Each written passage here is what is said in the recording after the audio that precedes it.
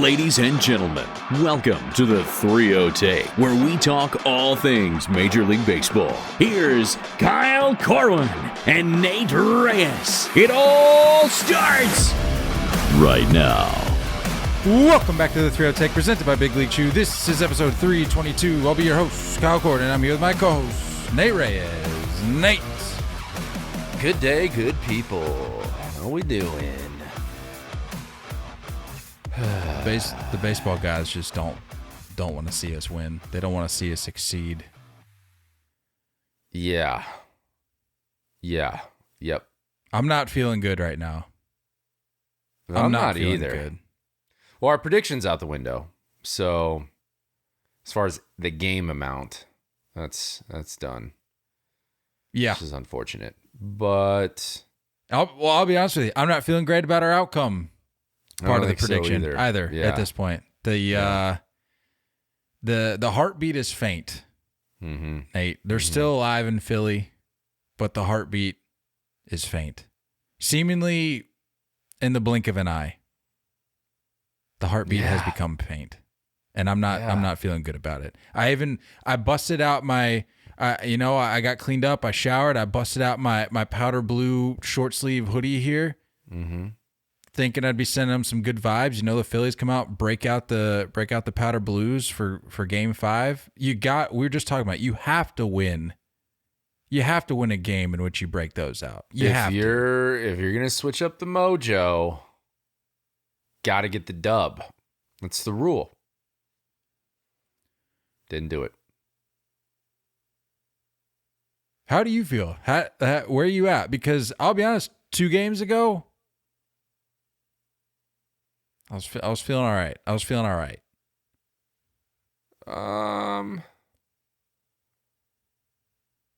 Look, I mean, you got streaky hitters in that Phillies lineup that's who they are. You know what I'm saying? Reese, Castellanos, those are streaky guys. They're not performing. They're not showing up. It does seem that the Astros bullpen is a little tired. I think that's one thing to note moving forward.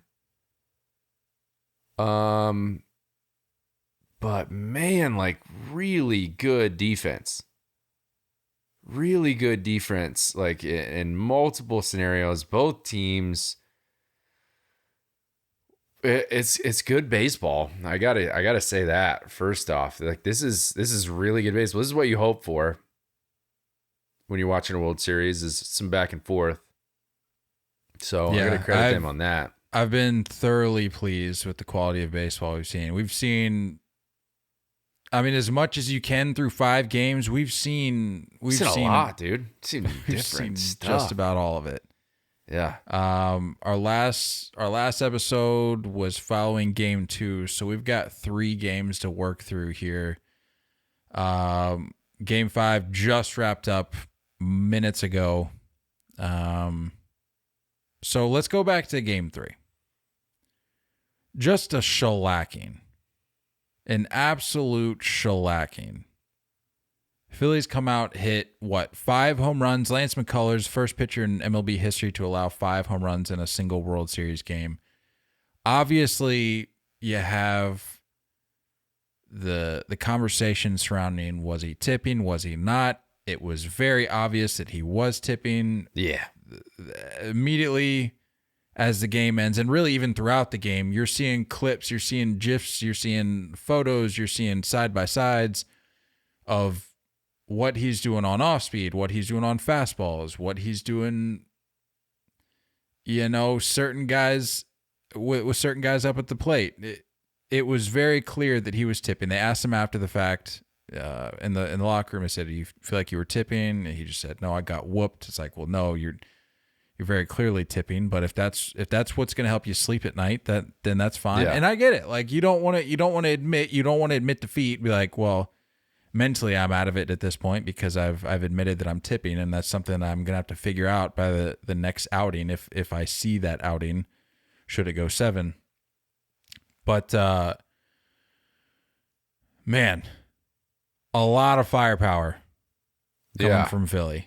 You got a Bryce 2-run homer. You got an Alec Boehm solo home run. You got a Brandon Marsh solo home run. A Kyle Schwarber 2-run homer, which was a nuke, by the way. Dead center, just a tank. Yeah. And that very home run gave him, I'm sure you saw the post I put out, gave him a home run in every postseason series that is out there. He's hit one now in the American League Wild Card, the National League Wild Card, the ALDS, NLDS, ALCS, NLCS, and now the World Series. Just a little nugget there for you. And then rounding out, you had the Rhys Hoskins solo home run, who, as we've seen, can be the hottest hitter on the planet. And then give him a couple games, and he's nowhere to be found. So to your point, streaky hitters. Yeah. This particular night, everything was clicking, and Lance McCullers did not show up, simply put.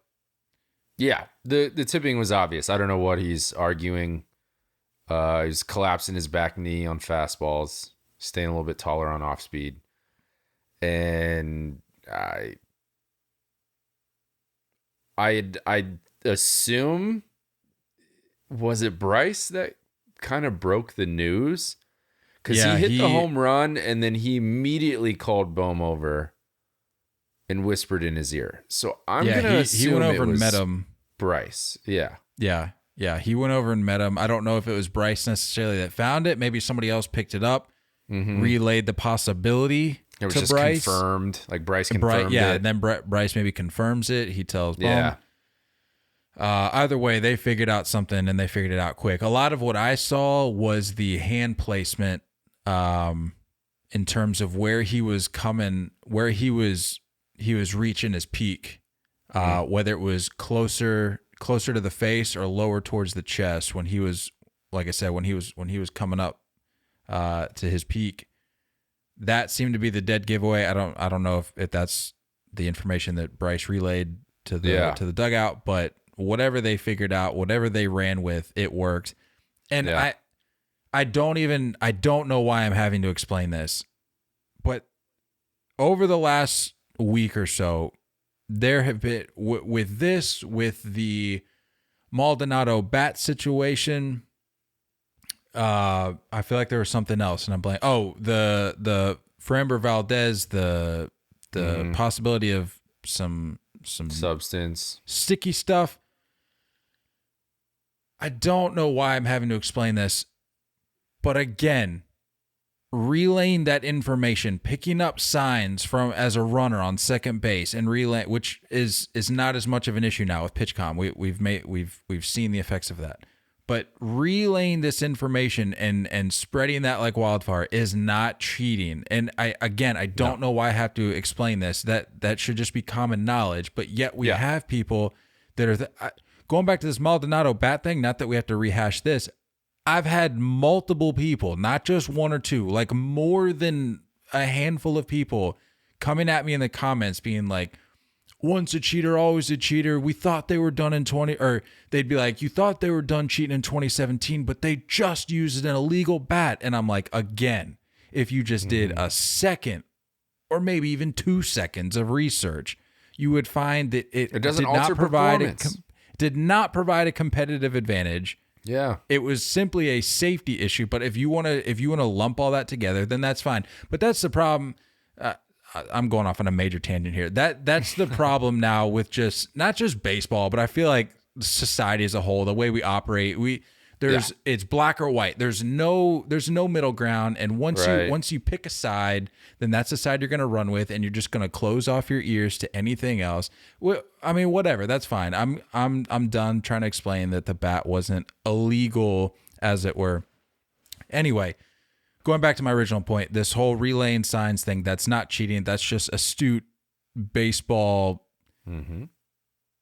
self-management, if you will. Like if you're utilizing the time that you're in the dugout on the top step, you're utilizing the pitches that you're watching, you're tracking when you're not even on deck, you're in the dugout, and then when you get to the on deck circle, and you're using that time efficiently and effectively to pick up on these things and try to figure something out that you can then relay back to your guys if it's confirmed, which is what Bryce obviously did. That's just smart baseball. There's nothing else to say about that. Yeah. But I mean, you go out there and do what you did. If you're Philly in Game 3, not Game 4 yet. Game 3, Ranger Suarez, he came out very efficient, very unsung. I don't think he got the love he deserved. While they're going out and just mashing baseballs on the offensive side, Ranger Suarez comes out and throws 5 shutout innings with 4 Ks and keeps his pitch limit down, or keeps his pitch count down, which we'll see could pay dividends. He's coming. He's getting another appearance for sure. Come the tail end of this series. Yeah. But all that to say, I could see him first out of the pen if they're losing Game 6. Yeah. He's going to be the guy that keeps that run deficit where it is, or he's coming out Game 7 for sure. We're seeing him again for sure. But you're right, unsung hero in many different ways. He's. I know there's a lot of other production that you have to account for, but if the Phillies pull this off, like, you have to somehow consider him as one of the MVP conversation guys. Dude's been really good. But yeah, kind of going back to what we were saying, like, I mean, if you're a kid, if any kids are listening to this, I mean, this is what you do, man. This is what coaches preach. Like, pay attention. Watch the game when you're not directly in the box. When you're not directly involved in that specific moment, watch the game and pick up on stuff. You need that competitive edge. You need to be able to understand certain things. When you're on base, count how long that guy's come and set, right? When can I get the good jump? There's a lot of stuff that you can pay attention to, that it's mainly just attention to detail. And if you can pay better attention to detail than your opponent, I mean, someone on the Astros side needs to be picking up on that. I'd be on that. The second I saw Bryce talking to Bohm, there's got to be somebody in this clubhouse that recognized that and been like, you're tipping, and it needs to change. And it's weird when it's a mechanical thing. I don't know did you see that video going around where Eduardo Perez was talking about how he had such great success against Randy Johnson? Did you see that video? Yeah. And he was talking about, like, Randy Johnson tipped all the time. And Randy had no idea. He's like, I'm a Hall of Famer. No offense, but, like, why did you have so much success against me? And it's odd that, like, I think not everybody's involved in that. Not everyone does that. Not everyone pays attention. I think that there's probably guys in the clubhouse or in the dugout that are like, I'm not watching for that stuff. Don't tell me unless it's for certain. There's probably some hitters that are just like, I don't want to get in my head. I just want to go up there and react. And then there are other guys that have a game plan and they try to pick up on certain things. So, yeah, just good, smart baseball. We need to relax on the cheating stuff and stuff like that. We're not deciphering and changing decoding codes. Yeah, it's just like, come on, dude. That's not what this is. You know, what they did a few years ago was on a different level. Yeah, so all that to say, you go out and do that Game 3, Game 4, you turn around and lay an absolute egg. But look, that's the game of baseball. And when you take a best of 7 like this and you apply the weight and the magnitude that the World Series carries to a series like that, things can change in a heartbeat. And it's exactly what happened between Game 3 and Game 4. Phillies riding high after shutting out Houston, that lineup and that organization. And then Game 4, they respond. Houston comes back and is like, all right, fine by us. We'll do you one better. And they came out, responded through the combined lowercase no-hitter. I don't want to have to go down this road again, but I will.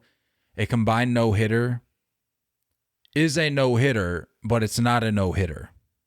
I've been saying that for years now. There are multiple tweets floating around. We've seen a couple instances of this just in the last couple years.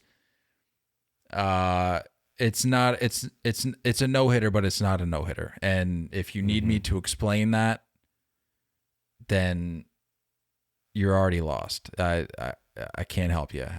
I feel like it's pretty self-explanatory. If you go read the tweet, it just makes sense. And if you disagree, that's fine. But the reality of it is it's not a no-hitter. You have like pretty significant names in the game of baseball thinking the same exact thing, where it's like, yeah, it's impressive. And the people that are coming at me saying, well, yeah, tell me how many times a combined no-hitter has happened as opposed to an actual no-hitter. And I actually got into it with one guy in the comments the other day. I said, for probably about 95% of the history of baseball, guys were allowed to go out and just pitch.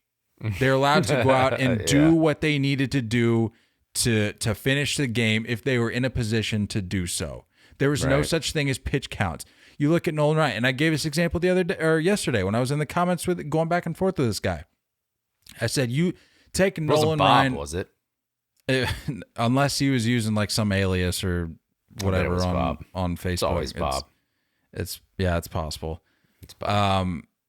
I said take Nolan Ryan as an example. He threw, I think one game it was 265 pitches or something absurd. Mm-hmm. You're not seeing that today. And then I said, I know what people are going to say to that. Well, it's Nolan Ryan. That's a different guy that you can't use everywhere. That. I said, okay. Everywhere. I said, fair game. Throw Nolan Ryan out the window. Tell me the last time you've seen a guy throw 250 pitches or no, I think the number was 235. And then I said, okay, throw Nolan Ryan's 235 out the window. When's the last time you've seen a guy throw 225 or 200 or 175 or 150? That's my point. 140. I don't even know. 140. We haven't seen 140 in a long time. When's the last time you've seen 140? Yeah. My point is of course, when the game shifts to the style that we see now, you're going to see different things. You're going to see pitchers approach the game differently. You're going to see managers approach the game differently. So of course, the conversation wasn't even the same. If you had a no-hitter, it was yours. It was yours to finish. If you lost it, but it's yours. Yeah, like if the manager goes up to you, is like, hey, Johnny 9 innings. You feeling good? Your arm good? Yeah. And Johnny 9 innings is going, yeah, Skip, I'm good to go. Exactly. It was never a conversation about pitch counters, about the feel. How do you feel? And any competitor that's throwing a no-hitter is going to say, I feel good. They're not going to say, I don't know. I'm at 107 pitches, Skip. I think I'm done. No, that conversation didn't happen. So we can't even have this conversation. I hate when we have to use current event arguments with past era, sports in general. It's like, stop. It was a different game. That's why this is a new conversation. Combined no-hitters, not that impressive. Impressive to do in the postseason. An impressive pitching performance. We're not taking away from what the Astros did. We're not taking away from what Christian Javier did. But not that impressive. I'm sorry. I remember when it happened. I was literally sitting there. Paige and I were eating dinner. And I was like, oh, cool. That was a no-hitter. She's like, what do you mean? Isn't that kind of rare? And I was like, yeah, but, there's more than one guy that did it. And it's like, it's not that impressive. That's like, ooh, a 3 home run game, but it took 3 guys to do it. Oh my goodness. It's impressive, but it doesn't matter. The comparison logic makes zero sense to me. People are saying, well, or no, I should say the frequency comparison makes zero sense to me. They're like, again, well, which has happened fewer times? Which one's more rare? Try to make this make sense. Which sounds more difficult? Asking a guy to go out and throw 9 innings of no-hit baseball, or to ask a guy to go out there and throw 7, get pulled, and ask 2 relievers to have clean innings. Give me the guy that has to throw 9 every time as more of a challenge. Like, what are we even talking about here? Yeah. And my other point that nobody has yet to be answered. The question that I propose to everybody when it comes to this. On a combined no-hitter, who gets credit for the no-hitter? Which pitcher gets credit for the no-hitter? Nobody can provide an answer for me. So if you can't even pin it to a name, a singular name, what are we even really talking about here? Right. The only, and you got to applaud me for recognizing this because ordinarily I wouldn't. The only person I'm giving credit to here is Christian Vasquez. I don't think anybody else. You know what I'm saying? Like, dude knows relievers how to call come out. Yeah, relievers come out and they, you know, they'll go clean innings without hits all the time. We see it all the time. Christian Vasquez deserves all the love here, all the credit. Still stupid. Like, it's stupid that we're arguing about this. Great game. Heck of a pitching performance. Yeah. And look, Christian Javier, dominant. 6 innings, no hits, no earned runs. But like how? 9 Ks. How are you throwing 93, 94 just hard at the plate and it's not getting hammered? I think we already addressed the issue. You get these streaky hitters, you just catch them on an off night, especially the very next night after they put up 7 with 5 home runs. You catch them on their heels a little bit. I don't think it's as hard as you might think it would be in that scenario. 94. You know what I'm saying? Like, it's not like he was perfectly placing these things. We just saw a ton of fouled off fastballs straight back. And it's like, that is got to be frustrating. You're striking out and you're walking back to the dugout and you look up to the big board and you see 93 and you're like, how did I just get blown away from that? You know? It's weird. Baseball's weird, man. Baseball's weird. I think another point of discussion that didn't get talked about enough after Game 4 was the fact that Aaron Nola just has not been the Aaron Nola that I think they had hoped. I don't think he's healthy. I think there's something going on. I mean, he started strong. He got out of a couple jams there early on. Had some big strikeouts, but it's just not. I don't think it does well for the mojo of the team when you see a guy like that struggling in the game that you just it certainly wasn't a must win, but if you can take Game 4 and go up 3-1 behind Nola, you like going into that game, you probably feel like your chances are pretty good. But then to go out there and see him struggle like that and then get combined no hit, that has an effect. And I think we maybe saw a little bit of carryover into Game 5 from that. But I don't know. He left bases loaded, no outs, didn't he? I think that's where everything kind of broke open there. Yeah, I think it was. Who did they bring? It was. It wasn't Sir Anthony. They didn't bring him in. Was it Alvarez? I think it was Alvarez, and then the wheels just kind of fell off. Didn't he hit somebody? I think he came in just not looking. He good hit. I right think he away. hit Jordan, right? Yeah, to put him up. What it was. Yeah. Yeah. I don't know. When the wheels started to fall off, I didn't feel great, and Phillies fans did not feel great. And look, we've been singing the praises of Philly fans the entire postseason. You probably the most.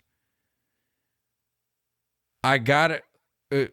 Accountability here. We gotta call a spade here. Philly fans in Game 4, disappointing to say the least. Duds. Looking at my TV and seeing Philly fans heading for the exit in the 7th and 8th innings. I get it. You're getting no hit, but you're Game 4 of the World Series. So weird, yeah. I understand that when it comes time for the postseason, and especially the World Series, that those seats are filled more by the moneymakers of the city. I get that, which is unfair. I mean, you got these diehards that go out there for $162. Yeah. The ticket prices get jacked up, and then the moneymakers roll into town. The fashionistas, the Instagram models, the content creators, the Twitch stars, like whatever, the movie stars.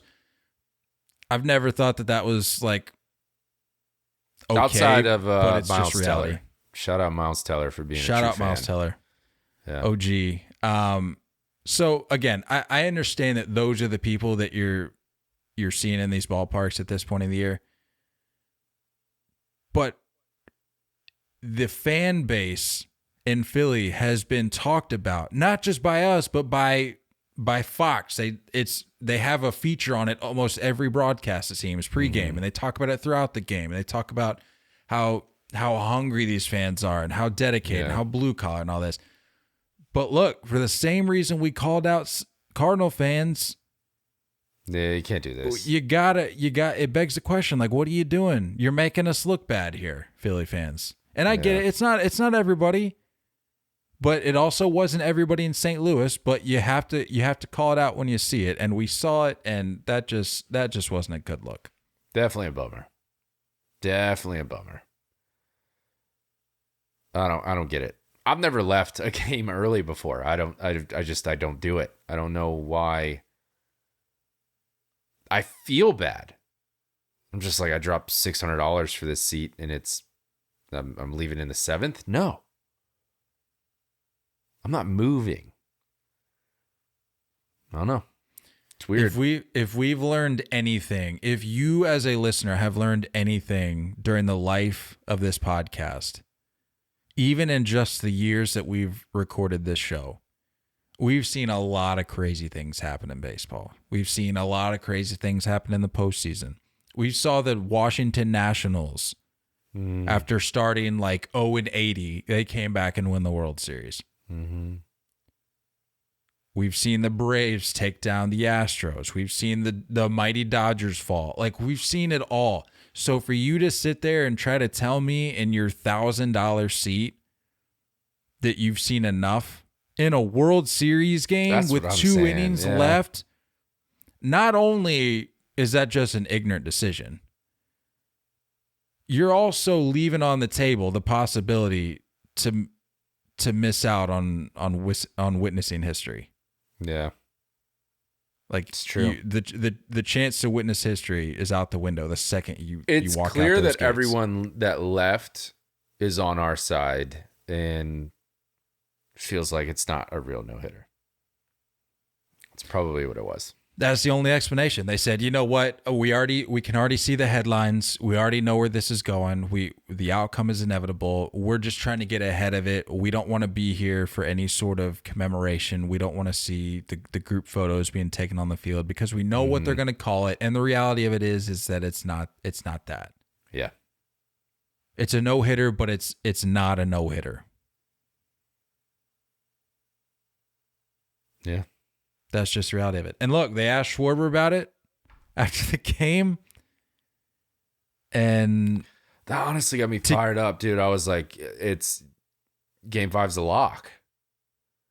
Yeah. You know what I'm saying? After he came out and said that, I was like, oh, they're fine. Like, Game 5's going to be good.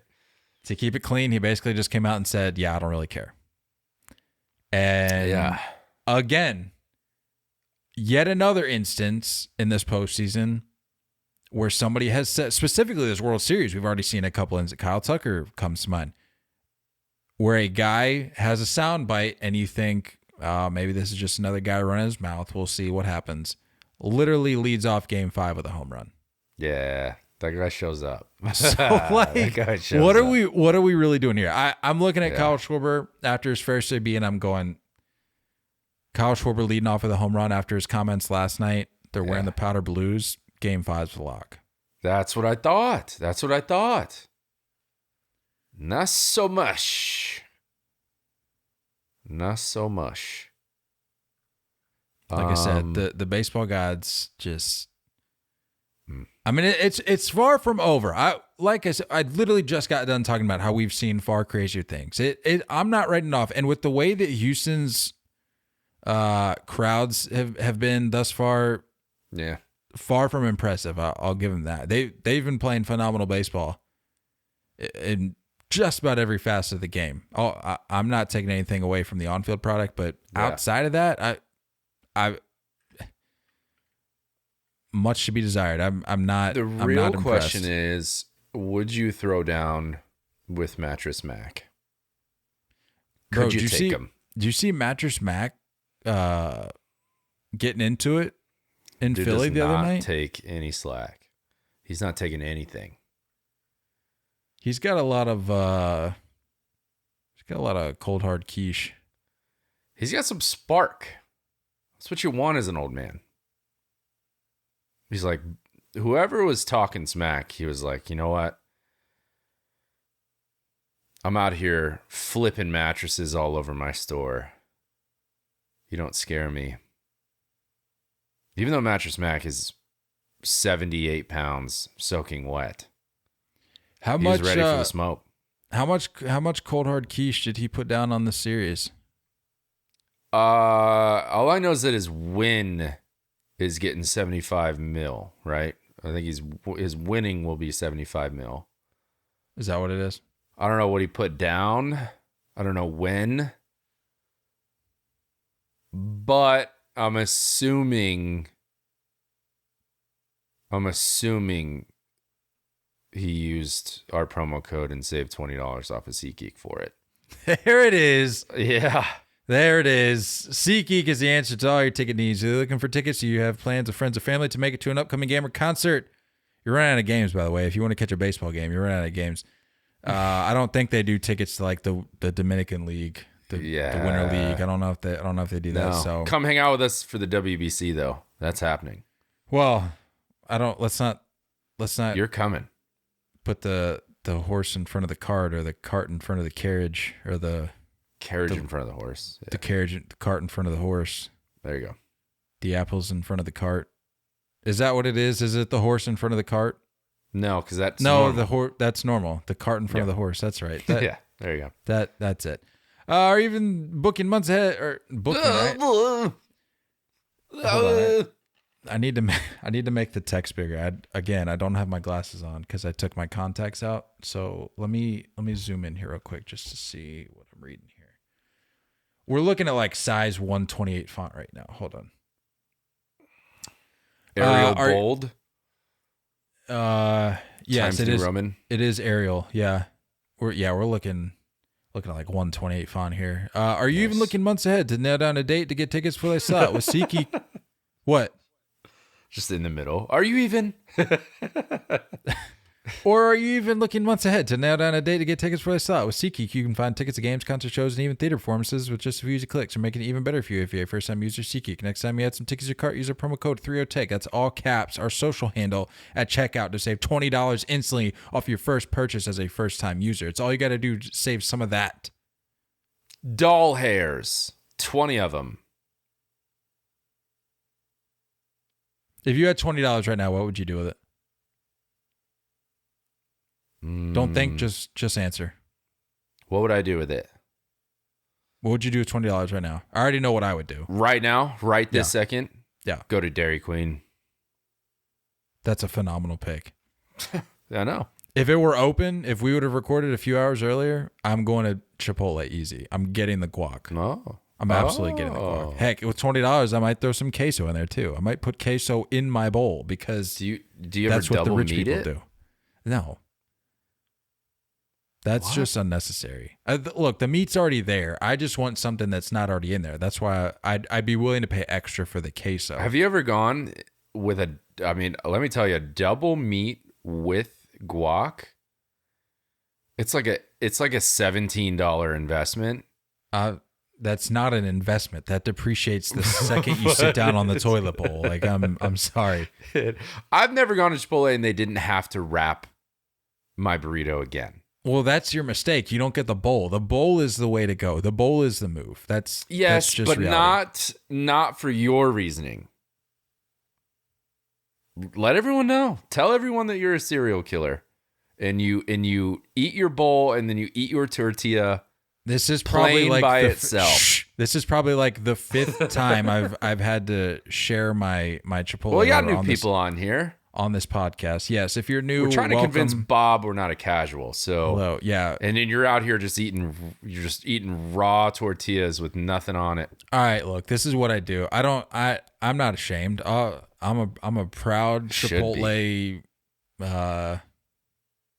attendee. I don't know. I get connoisseur. Connoisseur, yes. Yeah. Here's my order. I go up and they say, hello, what can I get for you? And I say, I'd like a bowl to go. And then they say, brown or white. I say, I'll take brown. They say beans. I say black. They say meat. I'll say chicken. They say anything else. I say, no, that's it. Slide it on down to the next person. They slide it down. They go, would you like pico with it or whatever they say? Or I don't even know if they have pico. Salsa. Yeah. They say you want, and they're like grabbing it. And I'm like, no. Just lettuce and cheese, please. And they say, just lettuce and cheese? And I say, yeah. And they're judging you. Every time, without a doubt. They're judging hard, without a doubt. And they say, this is it? I say, yep, wrap it up. And then I go back to the front of the line and I say, excuse me, can I get a tortilla on the side as well? And they say, yep. And then I get my tortilla, get my bag, walk out the door, sit down to eat, shake up my bowl, eat my bowl as is. Once I'm done with my bowl, sometimes I'm feeling a little spicy. I'll open up the tortilla like mid-bowl, but I'll eat the tortilla plain. Whether it's like a mid-bowl or just after the fact, I'll just eat it plain, and then I'll have my bag of chips. I'll drink my Coke with it, and I'll call it a night. I don't know what's so crazy about that. I've shared it multiple times. 2 things. Number 1. Let's make it quick. Burrito, both rices, scoop of each, pinto beans, chicken, sometimes double, hot salsa, because let's go, sour cream, cheese, guac, lettuce. Hit me with that. Second thing is, I don't know if I sent you this or not. I saw it on TikTok the other day. We're apparently eating bowls the wrong way from Chipotle. You're supposed to apparently flip it upside down and eat it out of the lid. So number 1, it stays hot, and number 2, because the other like cardboard stuff gets soggy. Wow. Isn't that crazy? I mean, it makes sense, but I'm not going to change the way I eat the bowl. I eat it too quick for the sogginess to even matter. Like, that's never a factor with me. Yours is also way too dry. So that's okay. Well, anyway. Enter promo code 30TAKE at checkout. That's all caps. That's our social handle. SeatGeek. Nate, support for the 30TAKE is brought to you by Manscaped, which is the best in men's below-the-waist grooming. Their products are precision-engineered tools for your family jewels. Does our promo code still work? We're still going? Yep. Manscaped's Performance Package is the ultimate men's hygiene bundle. Join over 6 million men worldwide who trust Manscaped with this exclusive offer just for you. 20% off. Yes, 20% off and free worldwide shipping with the code 30TAKE at manscaped.com. That's 20% off with free shipping at manscaped.com with code 30TAKE. Unlock your confidence and always use the right tools for the job with Manscaped. Go ahead. What? Me? Go ahead. Let me do mine. Yeah. BLC. Big League Chew.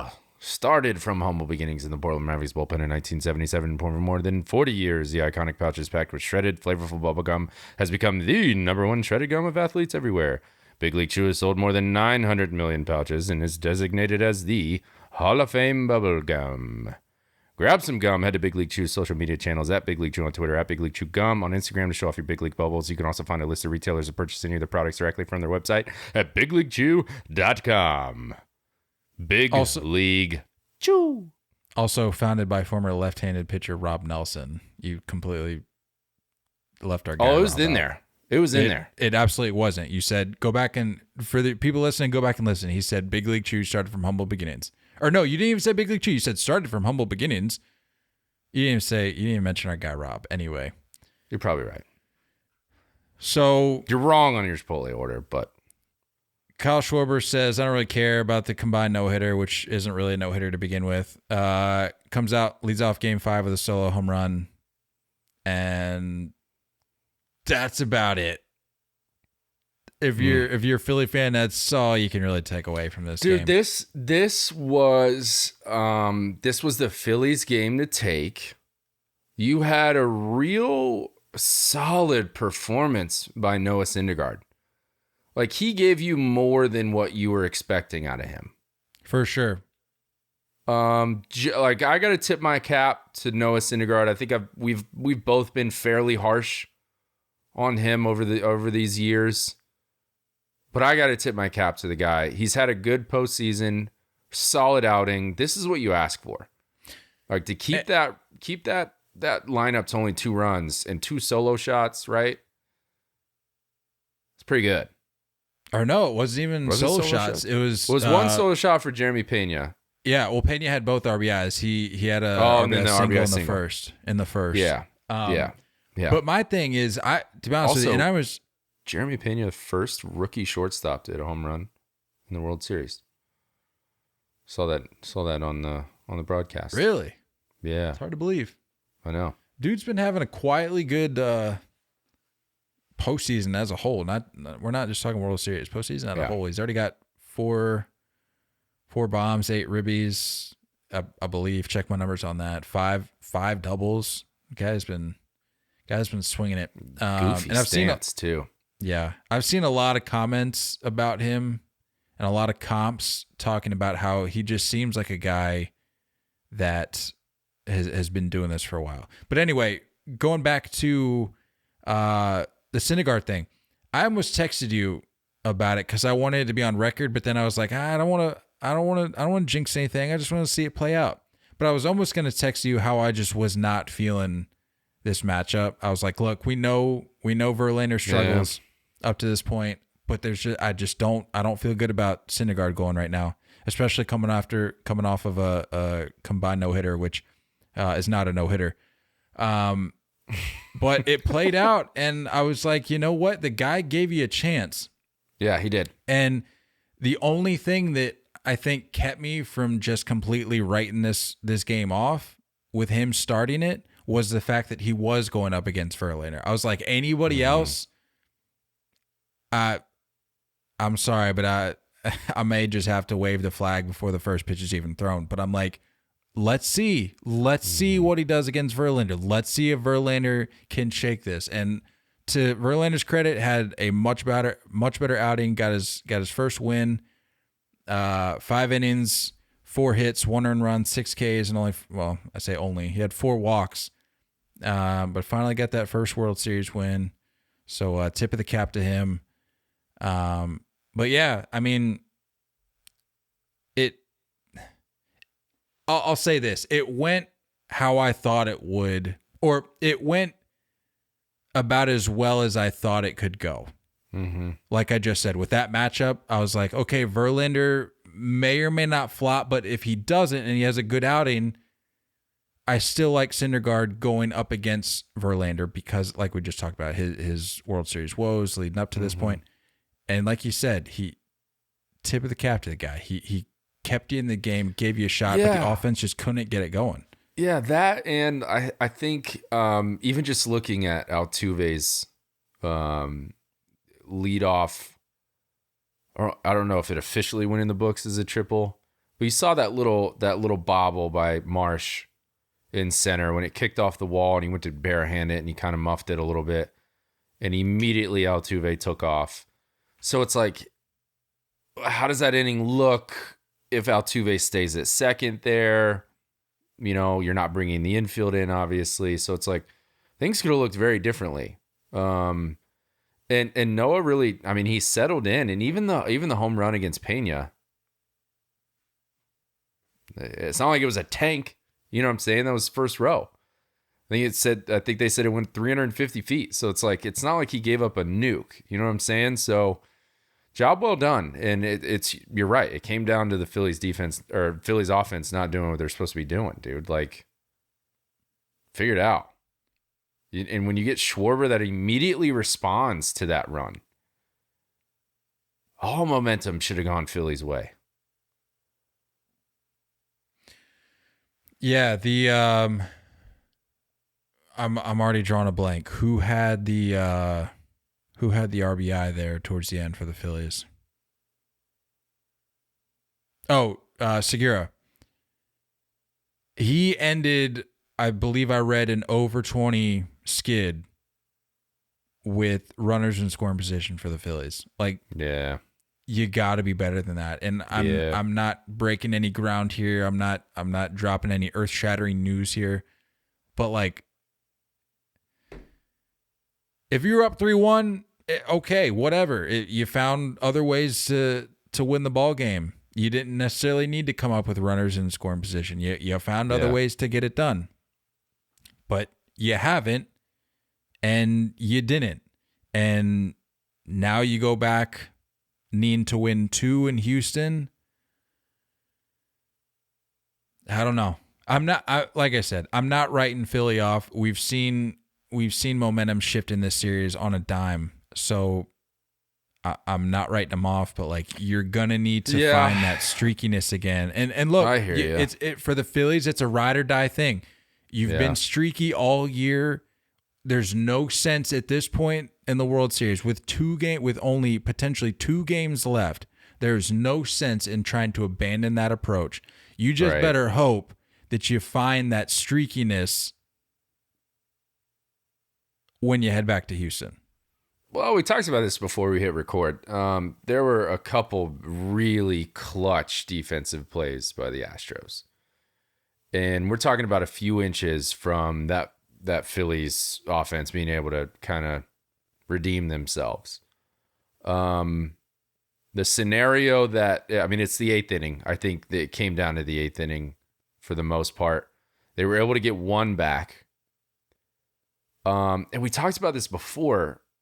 They had 1st and 3rd, 1 out, Marsh at the dish. And I'm screaming like safety squeeze in my head. You know what I'm saying? Lay this down. Tie it up. Flip the lineup over. But he strikes out. Then you had Schwarber come up, same spot, 1st and 3rd, now 2 outs. And pinch hit and defense replacement of Trey Mancini making a ridiculous play at first. It won't get a ton of love. It won't get a ton of highlights. But that top spin, absolute drilled baseball down the line that Mancini gloved and stepped on the bag to end the inning was, in my mind, just as big as that Chas McCormick catch up against the wall in center off of JT. That was a ridiculously good play. And if anyone's ever been in the infield before, you know how hard that just screaming top spinner coming at you is to field. And he did it. And I mean, if that gets by him, like you said, that could go clank and just kick off to the right towards the ball boy down the line. It could just scoot all the way down to the corner and both runs score. Like, that saved the game for the Astros. That was a huge, huge play. Yeah, there are very few outcomes on that particular ball. The ones you described, and really the only other one I can think of, is that eats you up on your wrist. It catches your wrist, rolls up your arm, kicks right over. Well, not even like the ones that clank you in the chin. Like I've gotten those top spins before, and they will wear your chin out. Yeah. And he came up with it, and I don't think this is an exaggeration. You said that you felt like Trey Mancini with that play saved their season because you're talking about at least a tie ball game. Duh. Sure. Guy from third is going to score. Segura's on first. He's got some speed. Chances are he would have scored to go up 4-3 there. I understand why you think that, people are like, that Chas McCormick catch was stupid up against the wall. But even then, like, you still have to have another guy be able to score JT. No one was on base there. That starts the momentum. That starts the momentum. With this, you've already scored a run to bring it within one. This play, if that ball gets down the line, if that scoots by Mancini, that place comes unglued. Yeah. So to your point, I think that saved the season. I don't know if I'll say more so, but it deserves equal love as the McCormick catch, because that was also insane. That ball was smoked, and just a heck of a play. And I don't think it can be, stated enough. The fact that he came off the bench, and was able to be limber enough to make that play. Like that's just a true pro. Trey Mancini, what a guy. Well, my friend, this could be the. Oh no, this will be the last pod with games still going on. The next time you hear from us, we will officially be in off-season mode. We'll of course have a recap and everything. If it goes one, we'll figure something out. If it goes two, we'll have like a more comprehensive recap of the prior two game or the previous two games. But we're down to crunch time now. We have reached the finale. It's time to show up for whatever team wants it at this point. And like we said, I think the heartbeat for the Phillies is faint, and I didn't want to have to admit it, but I'm not feeling great.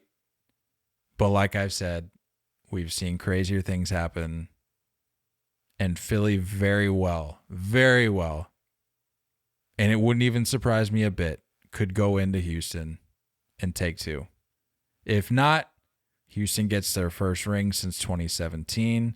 I'm sure, as it has all postseason to this point, it will resurface conversations about the legitimacy of rings, what's happened this postseason with Framber Valdez and the bat and all this stuff, to which we've already addressed and don't feel as strongly as other people would. But these are the scenarios you're looking at, folks. You're either going to see the NL East narrative with Houston continue, the seemingly a curse should Philly win both. It's almost as if a curse has been laid upon the Astros. But if, again, on the flip side, if Houston does it, if they take one of two at home, then you know what that narrative is going to be. So this is what we're looking forward to. I don't necessarily have any predictions. I've already given my thoughts on what I think the outcome will be. I'm holding out hope that it happens, because I think it'd be good for baseball. But that's all I've got. Come on, fighting Phils, man. Come on. This is what I think it's fitting. You know what I mean? I think it's fitting. I think it would have been a dream scenario for the Phillies to clinch, or not clinch, but finish it off at home. I think this is more fitting. I think this makes more sense for me. And it's like, you know what? The Phillies, you've had to prove yourself for weeks now. You've been bet against for weeks now. I think if it has to happen, it has to happen this way. Backs against the wall. Someone else's home. It's not unheard of. Fire me up. If there was a faint heartbeat that I just got done describing, and you're looking at the monitor, from that little nugget, I got one of these numbers. I got one of the beep. Yeah. I got one of those numbers. Mm-hmm. Okay. I thank you for that. That had to happen this way. That's an excellent point that I had not considered. Had to. And now I feel better about my prediction. There we go.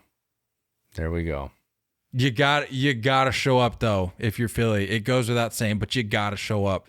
You got to flush these last two games, and you got to show up. And maybe a change of scenery heading back to Houston will do you some good. Maybe you've You've milked out the magic in Philly at Citizens Bank. I mean, they were undefeated up until the last 2 games in the postseason at the bank.